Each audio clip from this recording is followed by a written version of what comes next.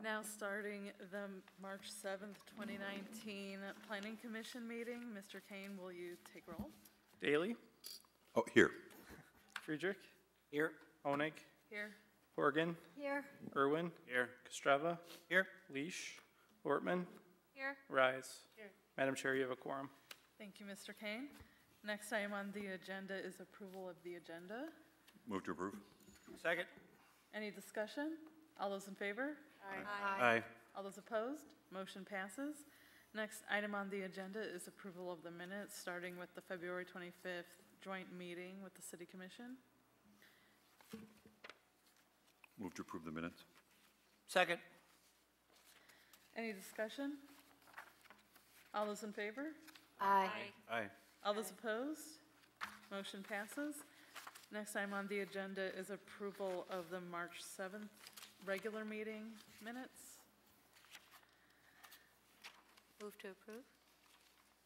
Second. Any discussion? All those in favor? Aye. All those opposed? Motion passes. Next item on the agenda is Zoning Board of Appeals report. Commissioner Friedrich? Madam Chair, we did not meet last month. Thank you. And next item on the agenda is communications. Madam Chair, you have one communication in your packet this evening. It is a copy of a communication from staff to the Chippewa Township Planning Commission regarding their draft master plan. Thank you, Mr. Kane. And next item on the agenda is public hearings. Mr. Kane, if you could provide a brief summary. Great. Thank you, Madam Chair. Before we get started with tonight's public hearings, you will have noted by now that 4 of our 5 public hearings have to do with medical marijuana facilities. And so before we got started, I just wanted to provide a very brief overview of where we're at in that medical marijuana facilities process. For those who might not remember, the city adopted the medical marijuana facilities ordinances in June of 2018 and began accepting applications for medical marijuana facilities on October 1st of 2018.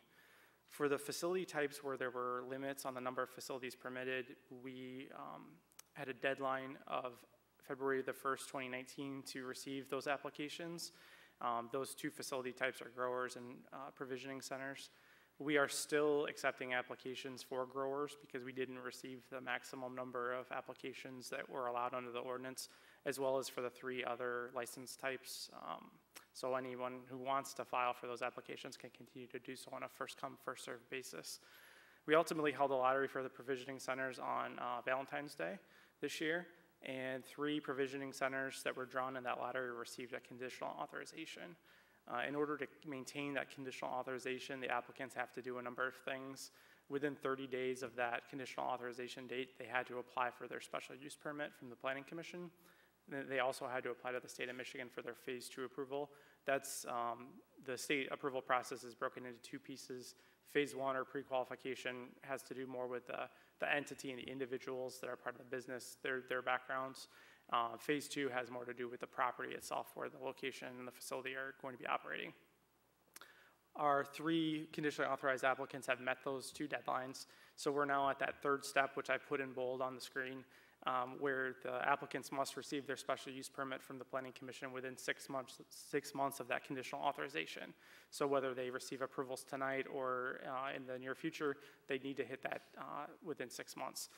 Ultimately, they'll have to receive final authorization from the city clerk for their license within 18 months of their conditional authorization.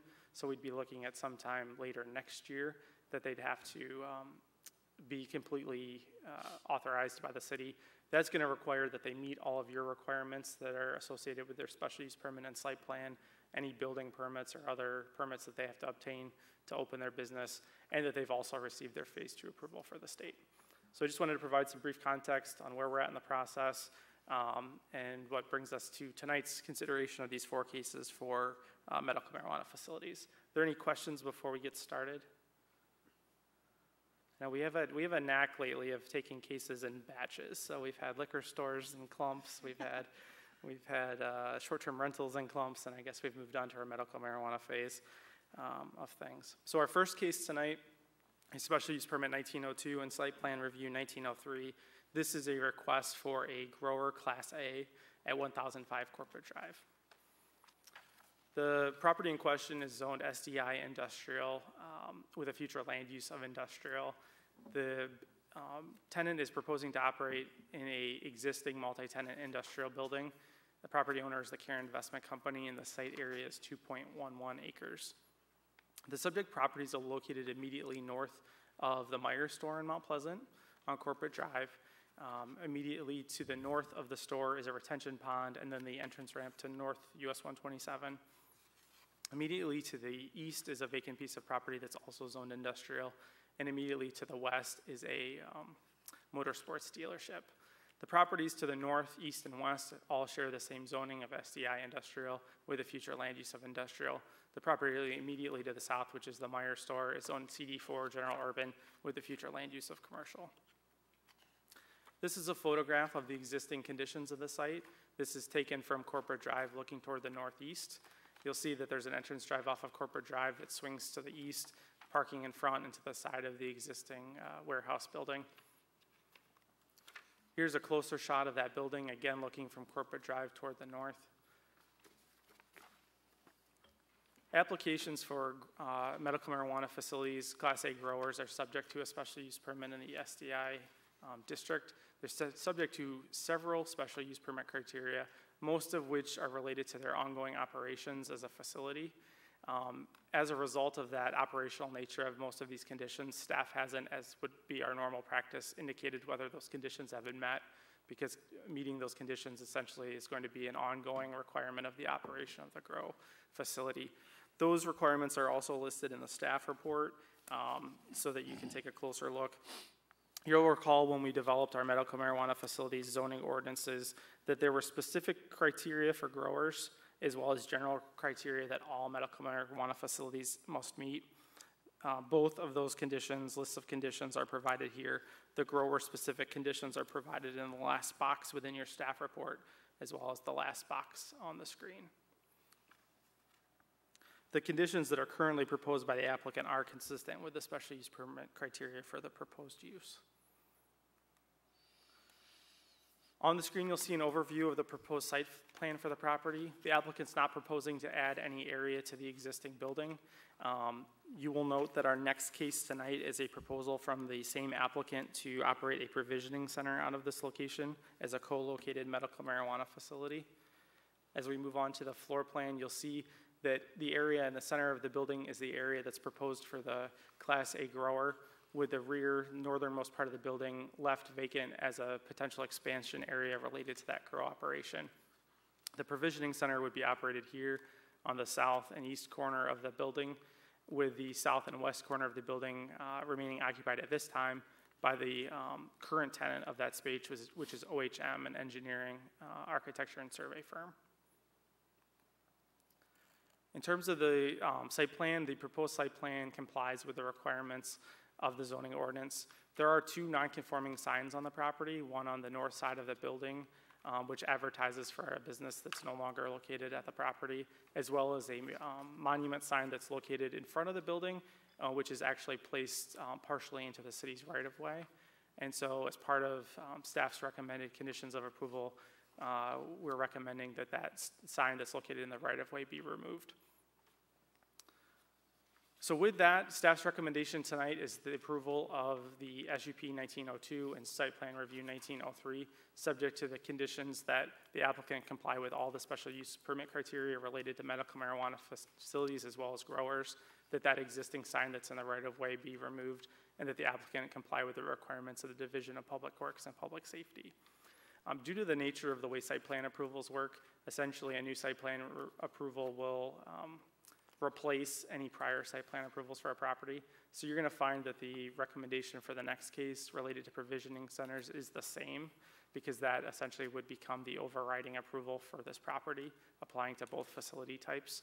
If you choose to modify staff's recommendation for the grower facility, I would ask that you make the same modification to your motion for provisioning centers so that that condition remains in place for that facility.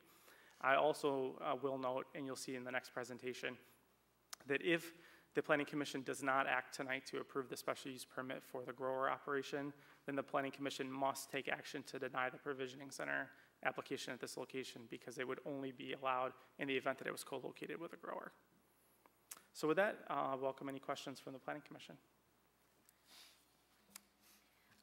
I had a question about, I guess two. Is the OHM office going to continue to exist at this location? My understanding is that the OHM office will be remaining there at this time, but in the future, that may not be the case. Okay. Would it fall within, I guess I'm under the, I guess it was the step 2 of their approval process with the security regulations of within the facility? Yeah, the state of Michigan is going to be looking through that phase 2 approval at the security of the facility, as well as odor control and other operational measures that are taken to ensure that the facility is operating in accordance with state law. Okay, because I was just looking at the floor plan, and it looks like on the stairwell there might be some shared entrances between the engineering office and the provisioning center part of their facility, so I didn't know if that would be I don't know, I mean, if that would be more at the state level of what they would be looking at. Will they have to maintain a negative pressure? Am I correct? Yes, under our zoning ordinance, they have to maintain negative air pressure within the building to keep any odor from exiting the building without being filtered first. That's interesting that you got something else in the same place, yeah. That would be a great question for the applicant this evening when they come forward. Any other questions for Mr. Kane? Thank you. If the applicant would like to come up?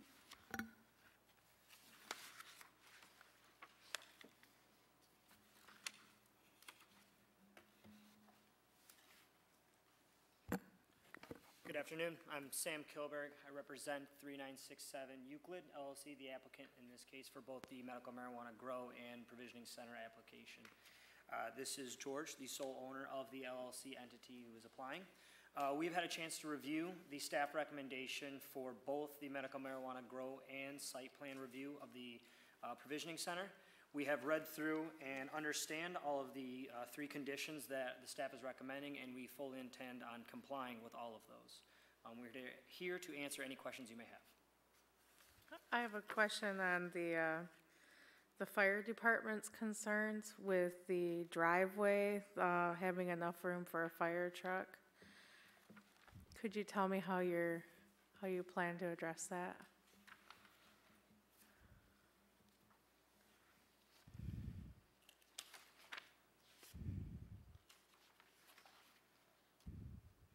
You're talking about the access road? Yeah. The camp thing. So sadly, our architect could not be here today. He had a family emergency. I could probably address that. So with regard to the fire department's comments, that is, I would look at this sheet in a similar manner to the way staff normally presents the special use permit criteria for the staff reports, where there's a checkbox in terms of just demonstrating what criteria must be met, and then an indication of whether or not they are being met. And you'll note under the access road turnaround requirement that on the second line, the second paragraph of that section, it says site plan meets requirements. So the proposed conditions satisfy what the fire department needs in terms of access for the fire truck as proposed. Yep, so they are in compliance with the city's requirements with regard to fire truck access. Okay. Any other questions? I guess regarding my question earlier it looks like on the floor plan of that there might be an access at the rear part of the OHM office, and I guess it would be the north part of the stairwell access to within the provisioning center.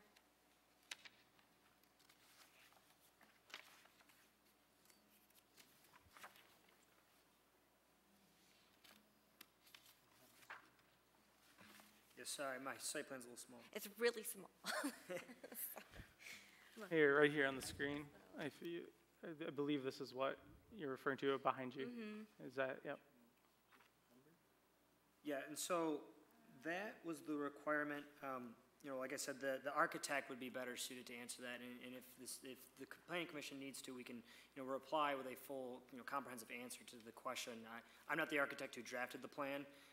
I know that the plan meets the city's requirements as recommended by the staff and meets the state requirements as we've applied as well. Okay. And so those security measures are part of the state? Yeah, we have to submit a security plan as well. If there's a lingering concern about that, it would not be inappropriate to include a condition of your approval tonight that, to ensure that that is addressed after tonight's meeting. And we would have no problem, complying with any conditions that. And what would that condition be? I think it could be as simple as an additional condition of approval that just states that that either potential cross-access between the provisioning center and the non-medical marijuana facility use of the building be secured in accordance with state law or something to that effect, just to be sure that that is addressed. I'm not certain, looking at the plan, whether that's an attempt to give OHM access to that stairwell or if that's an egress requirement within the building to provide a secondary means of egress from the space. But in any event, I'm sure there's an architectural solution to keeping the space secure and also providing for those other needs. That's what my understanding is that it would be for the egress as an emergency exit, which would be required for that building. Right. Easy as a lock on one side of the door, or something, but, Any cross-access with the existing business be secured according to state law? I mean, is that the? Yeah, you could say it any number of ways. Yeah, I think that would fit the bill if that gets to what Commissioner Ortman is concerned with.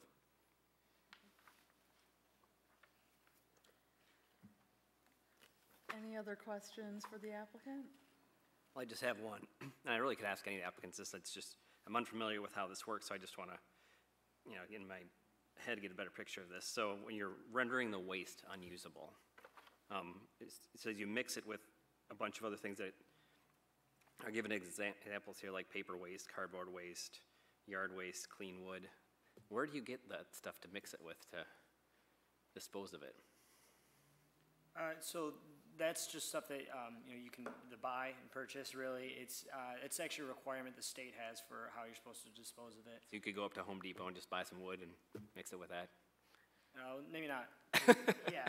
But essentially that's what it It's would stuff be. that's bought, and there's requirements, obviously under the state law that we have to follow to dispose of it, and so there's Right. guidelines that the state provides on how to do that. And so Okay. we would comply with all of that. Any other questions? Thank you. Thank you. Now, we'll open this for public comment. If anyone from the public would like to comment about this particular hearing. Seeing no one, I'm closing public comment and opening this up for discussion.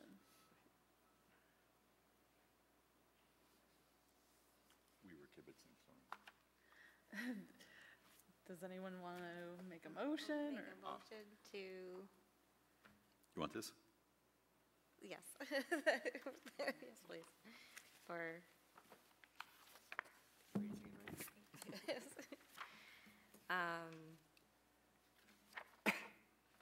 I make a motion for any cross-access with the existing business to be secured accordingly to state law.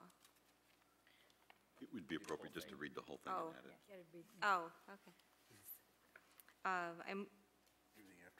okay. Approve SUP 19-2 and SPR 19-3, subject to the following conditions.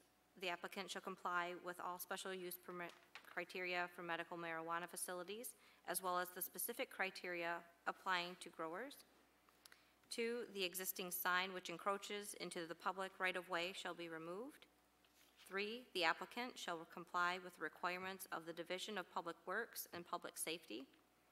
And 4, any cross-access with the existing businesses should be secured accordingly to state law. Second.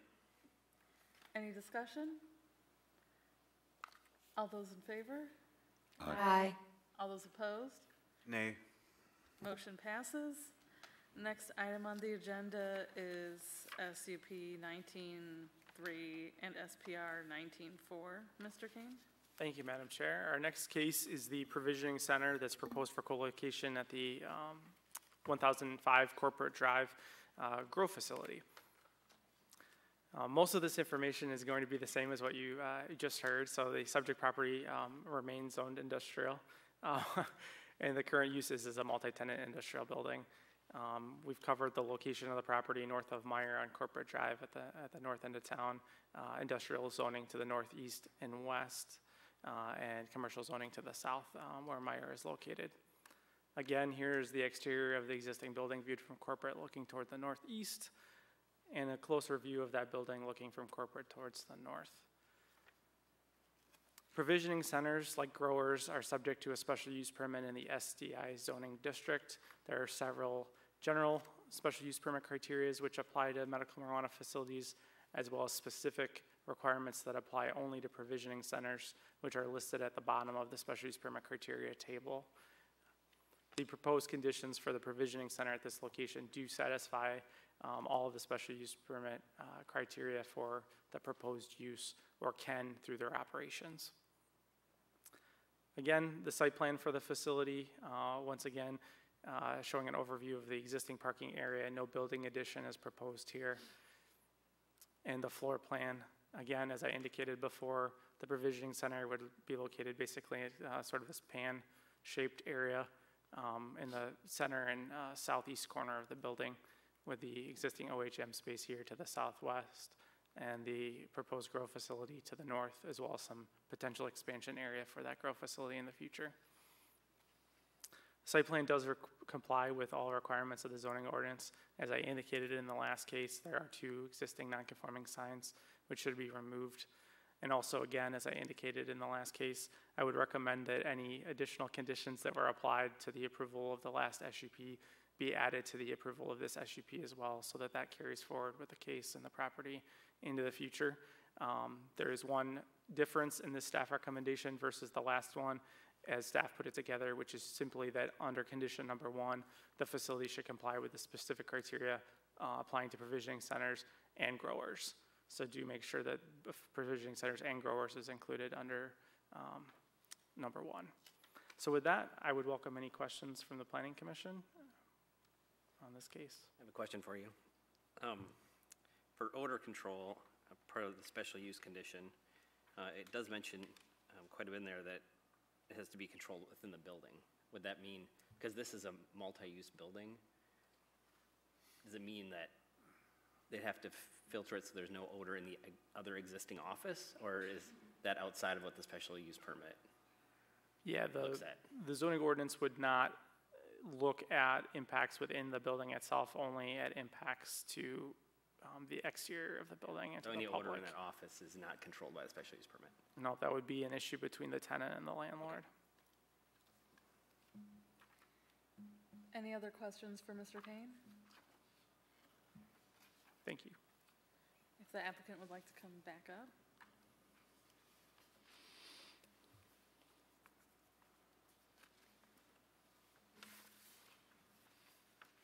Hello again.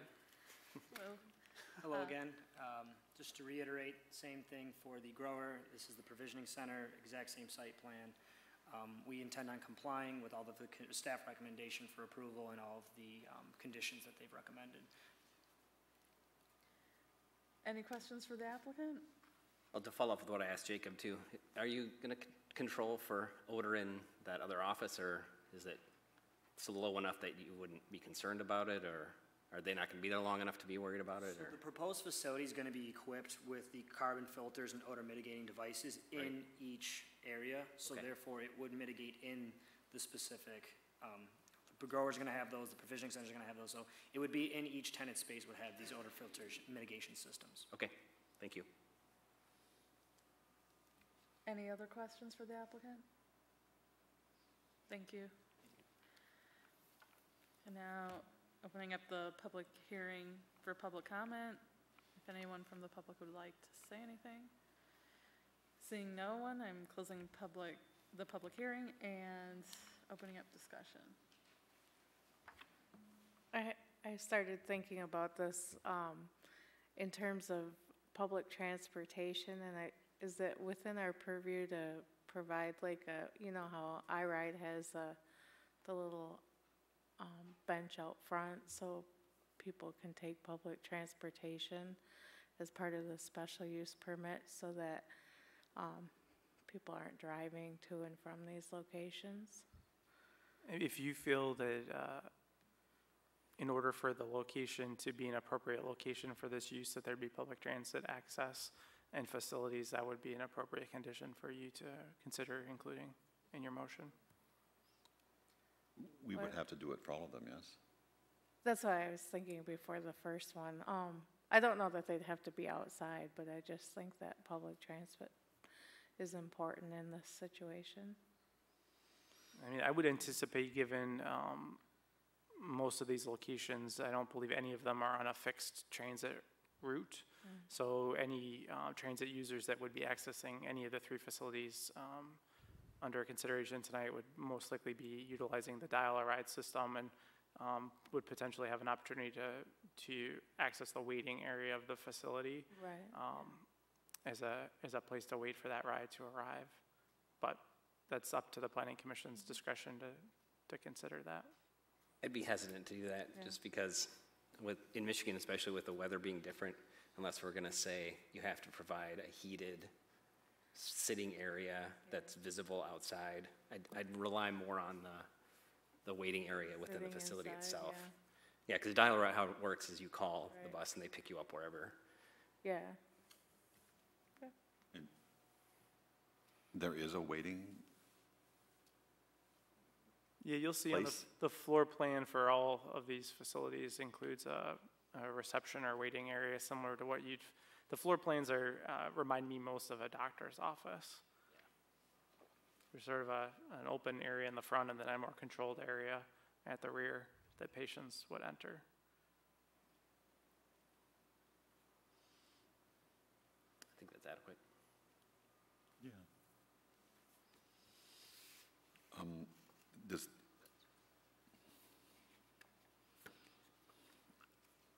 are we adding that fourth condition to this section of that too? Have to. Okay. Okay. I move that we approve SUP 19-03 and SPR 1904, subject to the following conditions. The applicant shall comply with all special use permit criteria for the medical marijuana facility, as well as the specific criteria applying to growers and provisioning centers. The existing non-conforming signage shall be removed. The applicant shall comply with the requirements of the Division of Public Works and Public Safety, and for any cross-access with the existing business is, I suppose, be secured according to state law. Second. Any further discussion? All those in favor? Aye. All those opposed? Nay. Motion passes. Next item on the agenda is SUP 1904 and SPR 1905. Mr. Kane? Thank you, Madam Chair. Our next case is a request for a provisioning center in the CD4 zoning district. The proposed property is located in a future land use of Central Business District. The current and most recent use of the building, it has been a vacant building.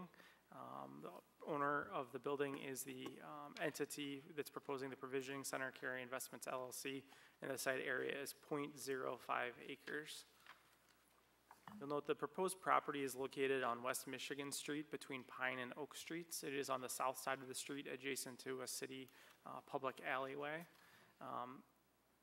Property uses to the north, east, and west are primarily commercial in nature. Land uses to the south are primarily residential at some distance. There's a vacant lot immediately located to the south of this property. This is a view of the front of the building. This is looking toward the southeast from West Michigan Street. You may have noted over the past couple of years, the applicant has owned this building for approximately that length of time and has undertaken a significant remodeling of the building during that time period. This is the elevation of the building as it will remain under the proposed conditions. This is a view of that building looking toward the north while standing in the alleyway. You'll notice in the distance the Michigan Building, Centennial Hall, is that yellow structure right there. This is the, as you'll note on the site plan and floor plan, this building occupies the entirety of the parcel. And so the property lines are the exterior walls of this structure. Provisioning centers are subject to a special use permit in the CD4 zoning district. The special use permit criteria for provisioning centers are the same as those that apply to our last case in the SDI zoning district. There are general special use permit criteria for all medical marijuana facilities, as well as certain specific criteria that apply only to provisioning centers, which are listed at the end of that table. Again, as I mentioned, the site plan and floor plan, this building, the proposed location does occupy the entirety of the parcel of this site. Once again, as I mentioned in our last case, there is a waiting area at the front of the building, and then more of a sales area at the back where patients would be able to receive care. There are offices at the rear as well as a storage area at the back of the building. In terms of site plan review, the proposed site plan is consistent with all the requirements of the zoning ordinance. And so with that, staff is recommending approval of the special use permit and site plan, subject to the condition that the applicant comply with all the special use permit criteria for medical marijuana facilities and the specific criteria applying to provisioning centers, and that the applicant comply with the requirements of the divisions of public works and public safety. I would welcome any questions from the planning commission. Thank you, Mr. Kane. Any questions for Mr. Kane? If the applicant would like to come up.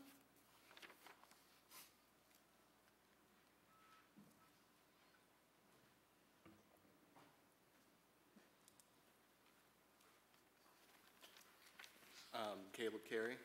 This is my mother, Deb Carey. She's sole proprietor of Carey Investments, LLC. Is there any questions? Any questions for the applicant? I think so. Just a comment. The building looks way better than it did a couple of years ago. You did a nice job with that. Well, Now probably gonna just let me take that over. Clean it up nice. it does look a lot better. Thank you. I guess we don't have any other questions? Thank you. Thank you. And now I'm opening up the public hearing. If anyone from the public would like to comment. If you could come up here. And if you can write your name and address down. Okay. I own 206 and 208 Oak, so I'm just around the corner, and I'm gonna be selling those as family homes. And this is probably a moot point, but I wanted the people clean and nice. I want the building nice. I don't want any huge marijuana signs pulsating. Kind of overwrought Lansing. If you go there, there's like just like, you know, the signs are bigger than the buildings. And I just wanted a respectful building. That's all I came to make a comment about. And I think they've already done that. This building does look a lot nicer. So that's my comment. Is that it? Thank you. Thank you. Thank you. Okay.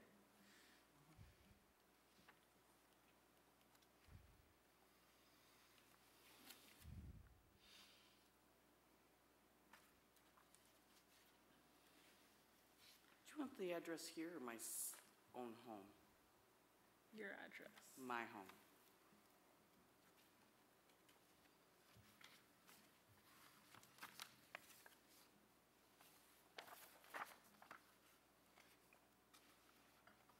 Thank you. Thank you. If there's anyone else from the public that would like to comment? Seeing no one, I'm closing public comment and opening up discussion. I don't know if it would be helpful, but I wanted to clarify in response to public comment that special use condition number 6 relates to signage for marijuana facilities, and facilities are not allowed to basically use any symbols or other elements that would indicate marijuana-infused products or paraphernalia. So in order to partially, at least in part, hopefully address that concern. Thank you, Mr. Kane. Any discussion or motion? Make a motion that we approve SUP 1904 and SPR 1905, subject to the following conditions. The applicant shall comply with all special use permit criteria for medical marijuana facilities, as well as the specific criteria applying to provisioning centers. Secondly, the applicant shall comply with the requirements of the Division of Public Works and Public Safety. Second. Any further discussion? All those in favor? Aye. All those opposed? Nay. Motion passes. Next item on the agenda is SCP 1905 and SPR 1906. Mr. Kane? Thank you, Madam Chair. Our final special use permit and site plan tonight is for 2157 South Mission. This is a proposal for a provisioning center in the CD5 zoning district. The subject property is located on South Mission Street. It is an existing shopping center. The future land use on this property is commercial and Mission Redevelopment Overlay District. The property owner is LaBelle Limited Partnership and LaBelle Properties LLC, and the site area is 1.18 acres. Here's an overview map of the location. This is the Mission Mall on South Mission Street. Immediately to the south and not yet shown in our aerial imagery is the Texas Roadhouse restaurant, as well as the Mount Pleasant Shopping Center, which includes tenants including JCPenney. Immediately to the west is the Stadium Mall, which is also owned by the property owner of this property, which includes many commercial, office, and educational related tenants, as well as a stormwater facility that's owned and operated by the Central Michigan University and zoned SDU. Immediately to the north is an Isabella Bank branch. The properties to the north, southeast, and west, with the exception of that University Retention Pond, all share the same zoning and future land use as the subject property. This photograph shows a view of the existing shopping center from Mission Street looking towards the southeast. You'll see slightly out of image to the left would be that Isabella Bank branch, and to the right of this image is the driveway entrance to the shopping center. Further to the right, you would find the Texas Roadhouse restaurant. The applicant is proposing to locate the provisioning center in these two suites here that face toward the north within the shopping center. This next image is going to give you a slightly closer look at those two suites. They're currently occupied by the Rocky Mountain Chocolate Factory and the Cherry Berry Soft Serve Yogurt Bar. Provisioning centers in the CD5 zoning district are subject to a special use permit criteria. Again, the special use permit criteria for provisioning centers are the same in all districts in which they are allowed. There are general special use permit criteria that apply to all medical marijuana facilities, as well as specific criteria which apply only to provisioning centers, which are located at the bottom of that table. On the screen, you'll see an overview of the site plan. The applicant isn't providing or proposing any expansion of the existing building and will be occupying existing space, as I indicated in the photographs previously. And looking at that floor plan, again, you'll see that there is, as with the past cases, a reception area with bathroom facilities, and then more of a private area where folks will come in and be able to engage with the staff in order to obtain medical marijuana.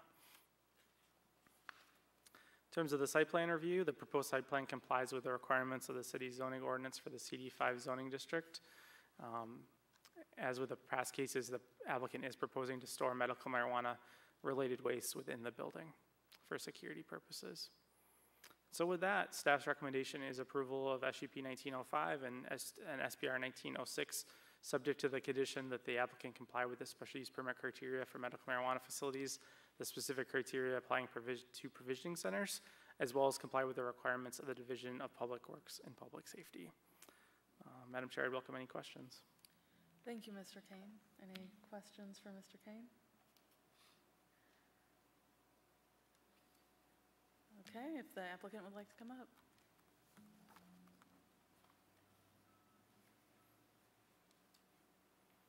Hello, my name is Doug LaBelle Jr., working with the applicant throughout the special use process. We manage the center that they're going to be located in here, and be happy to answer any questions regarding the site. Any questions regarding the actual business, refer to Lawrence. Hi, I'm Lawrence with HG Lansing, and I'm happy to answer any questions you guys have. Yeah, I've got a question about your business. Not all that long ago, you had a little bit of a licensing and regulation problem, apparently. And it says here that you were found to have traces of contaminants. Are you subject to testing on a continual basis, or how was it found? So right now, the state is allowing caregiver product to be sold through licensed provisioning centers, and that caregiver product is untested, so we sell it with a waiver that patients sign, knowing that they're buying untested product. So that's statewide, that's going on in almost all licensed facilities. So the state is apparently knowingly allowing salmonella to be sold? Right now, it's set up that licensed facilities can sell caregiver product that's untested with a waiver. So, And so the product that you're going to be buying will be, and all of these people, the product that all of them are going to be buying is basically untested product? we anticipate that to end very shortly. Governor Whitmer extended and allowed that to happen without it. There's no deadline for that right now, but we all anticipate in talking with the department that that'll end in the next few months. So when we did have an issue, we worked with the department to address the situation. We contacted everybody that bought that contaminated product, and we offered full refunds to those people. So.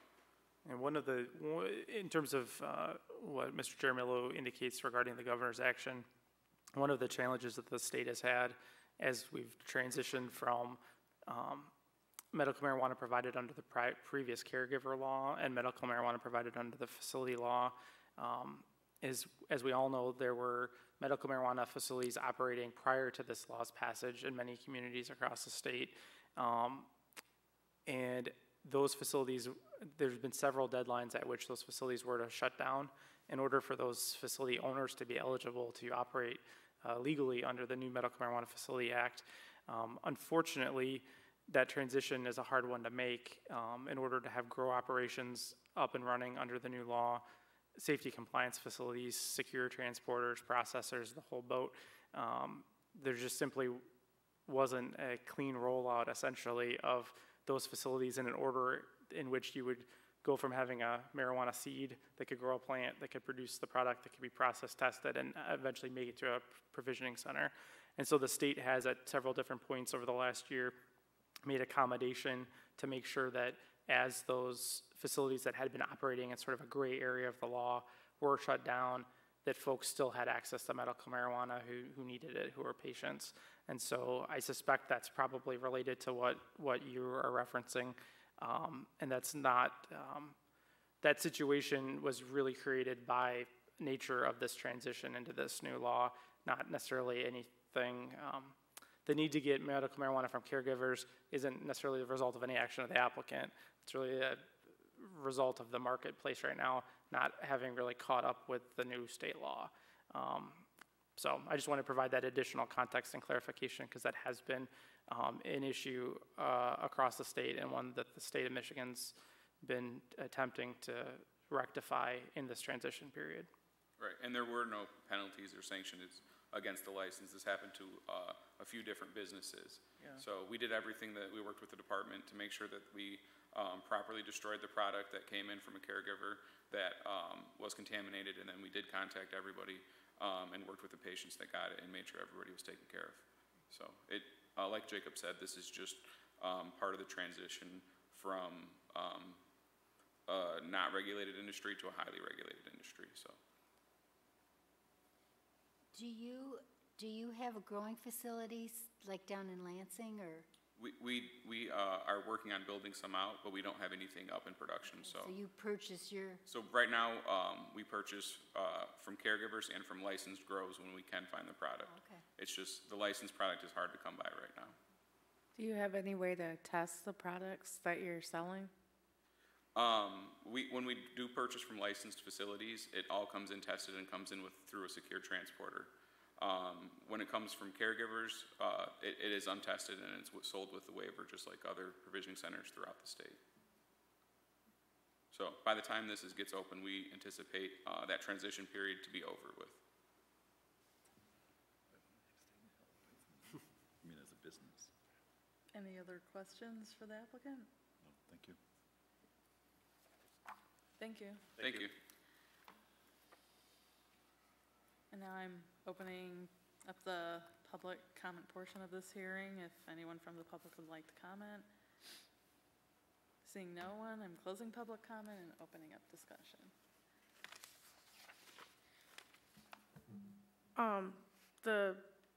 The location of this particular site is adjacent to the Texas Roadhouse, which I've noticed in the last, since that has opened, that the parking lot is insufficient for the amount of traffic that goes through the Texas Roadhouse.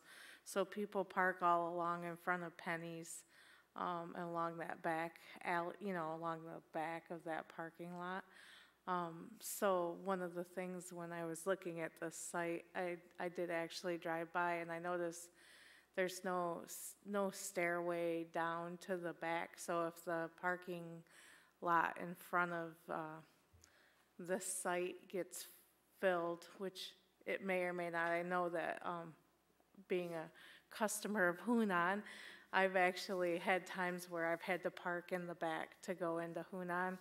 So I imagine this extra business may have overflow of parking, so that would be one concern I would have, is just having a stairway or a pedestrian pathway to the shopping area, because people may park in the shopping area and then walk along the side of that building. I may be able to partially address that. So with regard to Texas Roadhouse and their parking situation, they do, because of common ownership between the parcels, have cross parking agreements with the shopping center. The shopping center is the entity that brought Texas Roadhouse to the shopping center. And so all of that parking that does happen in the shopping center was an arrangement that was understood and agreed upon by the shopping center. So that's a kind of a legal and appropriate condition to better utilize that parking area, which I think we all know is quite large. My concern with where you're headed with that comment is that if you look at the site plan, this would be, if we look at the copy that would be on the third to last page of the staff report, we'll just go with on the top left, you'll see that the corner of the parcel on which the shopping center is located is actually the back corner of a sidewalk that is adjacent, directly abuts the edges of the building. And so it's the third to last page of the staff report packet. So if you go from the, yes, that one. So if you look at the left-hand side, that would be the top left corner of the property. Essentially, I think the area in question that you're speaking about, where there's a sort of a slope from the building down to that parking area for the shopping center, that's actually not property that's owned by this property owner. That's property that's owned by the shopping center. And so we would not be able to require this property owner to make improvements on another property owner's property. We could certainly inquire about that property owner's willingness to consider that, but it would not be possible to. Well, there'll be a trail there if they don't. Right. So it's just. I just wanted to make sure you understood, because I have made the same observation as a frequent Hunan House client, and have parked in that back area, and it does appear like it's part of this property, but it's not. And so I just wanted to make sure that clarification was understood, and that we didn't impose a condition on the applicant that they were unable to meet.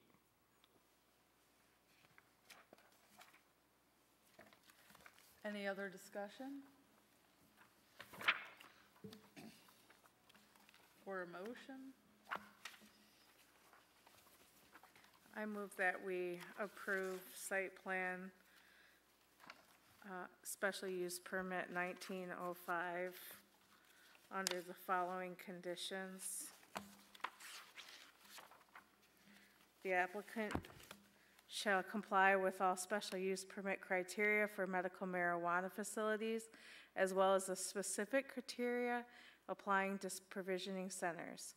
Number 2, the applicant shall comply with the requirements of the Divisions of Public Works and Public Safety. I'll second it.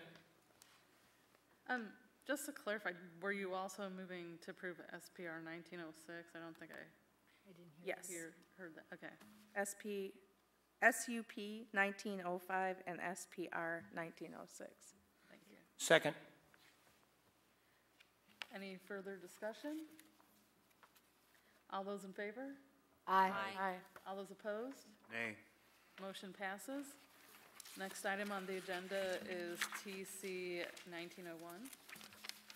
Madam Chair, our final public hearing this evening is the text change that was introduced to the Planning Commission at your March meeting. As I mentioned back in March, the proposed ordinance would simply correct a Scrivener's error that was included in the adopted zoning ordinance at adoption back in 2018. There was a cross-reference made within the general sign standards that referenced a subsection 5E.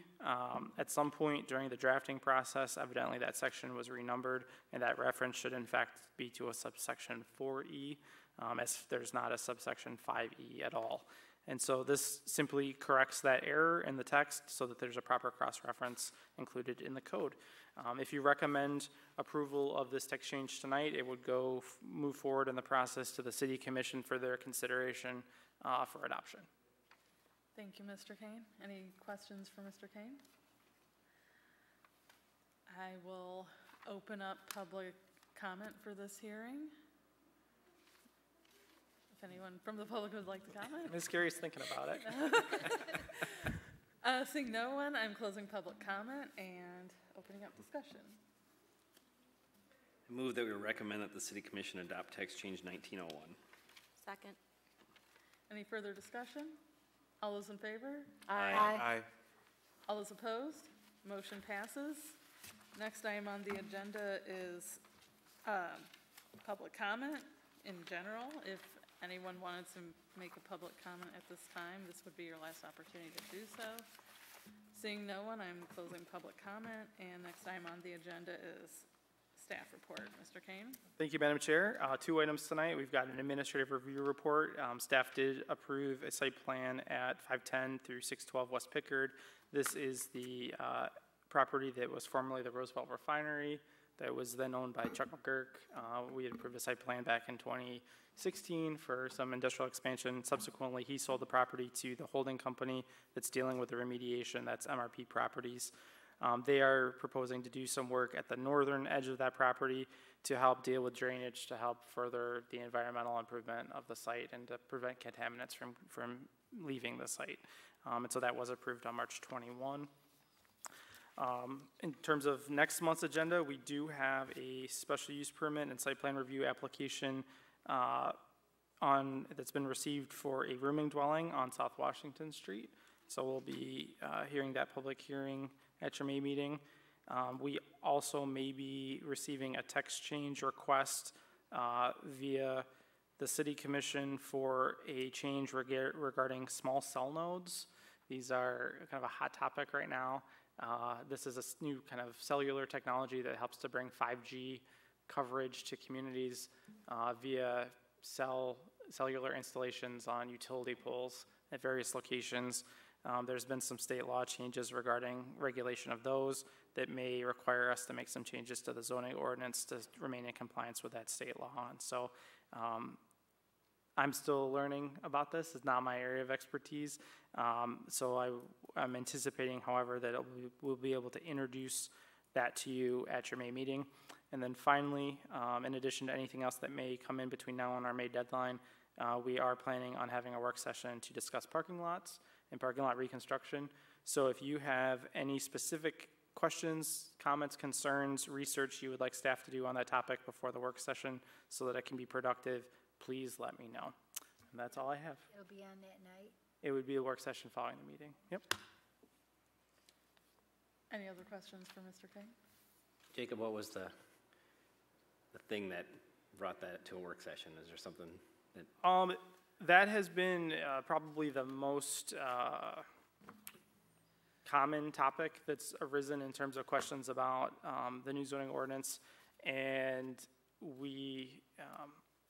I can tell you from staff's perspective, that has been a long-standing issue, depending on the property, with regard to parking lot maintenance and reconstruction activities in the city for several decades.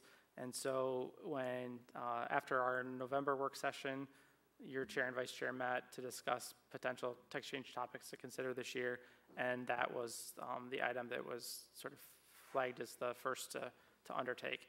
It is, I will warn you, a bit complicated because there's many different scenarios to consider, and I suspect that there may be some different opinions about different scenarios and what your preferred approach would be. So at the very least, the May work session will be an opportunity to begin that conversation. Has anybody come forth with a plan to change their parking lots? No. Anything else? If anyone would like to make a motion to adjourn, So move. Second. all those in favor? Aye. Meeting adjourned.